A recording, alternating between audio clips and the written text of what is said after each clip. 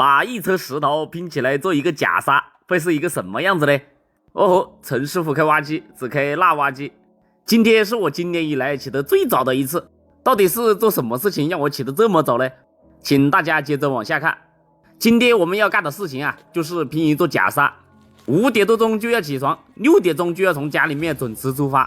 本来这种事情我是再也不打算接了的。为什么我不喜欢做这个事啊？就是因为起得太早了。我是实在搞不明白，为什么他们要起得这么早？就几个石头把它拼起来，最多8天就能够做完。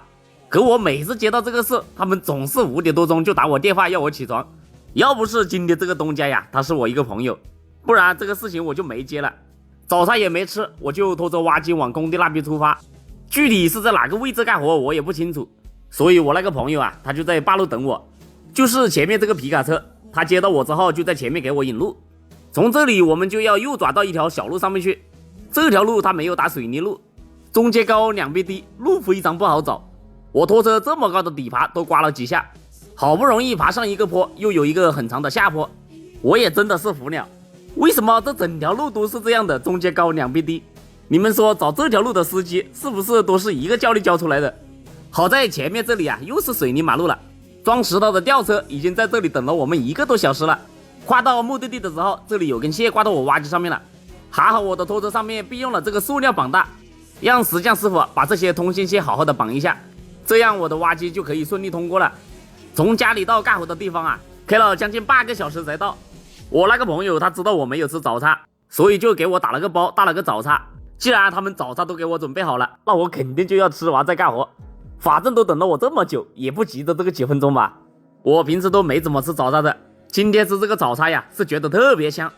因为我挖机都没动，大家就都只能等我。我们是6点钟从家里出发的，结果到了7点多钟才正式干活，而且这里路都没有，又要临时修一条路才行。就这样把路修好啊，把草清理干净，就8点多钟了。所以说做这个事情着急还是真的有必要。等石匠师傅和东家确定好安装的位置之后，我就开始去把石头吊过来。其实我挖机的事情呢还是蛮轻松的，我总共只要这样吊10趟，用挖机把材料全部吊到这里之后，再一块一块的吊着拼装起来就行了。以前没有挖机的时候，你们猜这种石头要几个人才能够抬得动？我是没有见过，但是这几个石匠师傅他们以前抬过，他们跟我说至少要8个人才能够抬得动，尤其是正中间的这一块有1吨多，有时8个人都少了，要10个人，而且还要2-3天才能够拼装好。但是现在有了挖机啊，基本上都只要半天的时间。刚好快到吃午饭的时候，这些石头就被我们拼装好了。你们看，这个就是装好后的样子。虽然假沙已经装好了，但是我还有事情要做，因为我挖机吊这些石头进来啊，要经过很多别人家的土地，挖机把这些土地都压紧了，所以啊，我们又要帮别人把土挖松才行。刚好啊，又碰到我这个东家心地善良，他说只要压过的土地啊，就要我帮他把整块地都全部挖松。他这样做，别人就不会说他什么了。我刚好把事情做完，要下班了，我那个表弟就来了。上班的时候没看见影子，下班他就来了。我等一下要好好说他一下才行。要下班了你就来了啊？上班了没看见你，下班你就来了。要不是东家一直在催我快点来吃饭，就被他趁机逃脱了。不然呀，我今天一定要他好好发誓一下。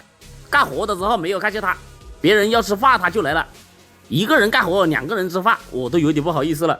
吃饱饭之后啊，东家说要放个烟花庆祝一下，我们又在这里看了烟花之后，然后就收工回家了。好了，今天的视频就分享到这里，喜欢陈师傅的点个赞，我们下回见。干1天活就挣了2瓶水。以前开挖机别人还叫我陈老板，现在开挖机别人都是叫我陈师傅了。挖机行业的地位啊，真的是一路起涨。大家好，我是陈师傅开挖机，只开辣挖机。很多人都在猜测啊，陈师傅开挖机每天挣了多少啊。今天我就让大家看一下陈师傅在现实中是如何被东家各种套路的。走，这段时间啊一直是高温天气，每天都是37、8度。没想到今天很意外，有2个东家呀同时叫我干活，也没有问东家能够做多久，我背着挖机啊就跑出来了。来到工地上啊，结果东家跟我说，就只要把前面这一堆土给它挖平就行了。我去，我还以为能够做多久呢，没想到就这一点点事情，而且东家原来的那个老房子啊，还是叫别人的挖机挖的。现在呢，就这一点点事情就叫我。要是按照我以前的风格啊，我肯定不会给他挖。但是我看到这户人家呀，就只有一对老人在家。他跟我说啊，这里要堆材料，所以要把它挖平才行。这堆土呢，要多不多，要少不少。本来是不想叫挖机的，他们2个老人家呀，拿着锄头挖了一个早上，结果人也累得不行，就挖了那么一点点。后来啊，旁边一个邻居就给他出了一个主意，说有一个开挖机的陈师傅啊，非常愿意帮忙。结果东家多方打听，就把我叫过来了。这个邻居啊，我真的很想谢谢他。东家在拆房子挖地基的时候，没看见你给东家出主意，现在一点点事情你就给东家出主意。总共呢就干了10多分钟事。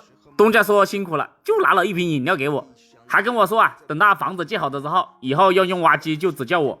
哼，所以啊，这一打就只挣了一瓶饮料。接下来我们去第2个工地，没想到啊，第2个工地也是别人的挖机挖的。我也真的是服了。这个东家呀，因为他的房屋地基比较深，所以他就叫了一个学挖，专门给房屋地基打桩的挖机。我看这个现场的情况啊，应该是昨天干的。那个挖机啊，他把这些桩全部打好就走了。所以今天东家叫我来啊，把这些昨天桩里面挖出来的土全部给他挖到后面去。这个房屋地基里面呢就要整平，他才好进行下一步扎钢筋打地脚梁。我才刚干一半活，东家就问我要不要喝水，我就跟他说啊，不要，我挖机里面有空调，不渴。嘿嘿，兄弟们，这个绝对不能喝啊！喝了他的水，等一下就跟上一个东家一样的，不好问他结账了。可这个东家呀，他不管我喝不喝，他竟然就把水送到我挖机上面来了，这下不喝也得喝了。完了，估计这个东家也想拉皮。这里事情也不多，我得慢一点做，不能够一下子做完，把时间做久一点，等一下才好问东家结账。东家跟我说啊，左边这一面墙啊要拆掉一个角，因为那个新房子的布局是个斜的，所以这个角有点碍事，必须要把它拆掉才行。但是这个杂房里面啊又喂了很多鸡鸭，所以现在呢不能全拆了，就把下面拆1米高，只要能够打地脚梁就行。这就非常考验到我陈师傅的技术了，又要把下面拆一个很长的口子，又要保证杂房不能倒，所以啊我干这个活是非常小心又小心。好在我陈师傅的技术啊还是过硬，有惊无险啊把这件事情做好了。现在呢右边已经被我们整平了，我们就只要整左边了。终于做了1个小时了，这里要是再做1个小时的话，做2个小时就好问东家结账了。还是我聪明啊。把这些土啊全部打好堆之后啊，东家就要我在这个房屋地基里面到处爬一爬，我呢就给他爬到刚好做起2个小时就没爬了。事情呢现在干完了，我们就把挖机开上拖车，然后去问东家结账。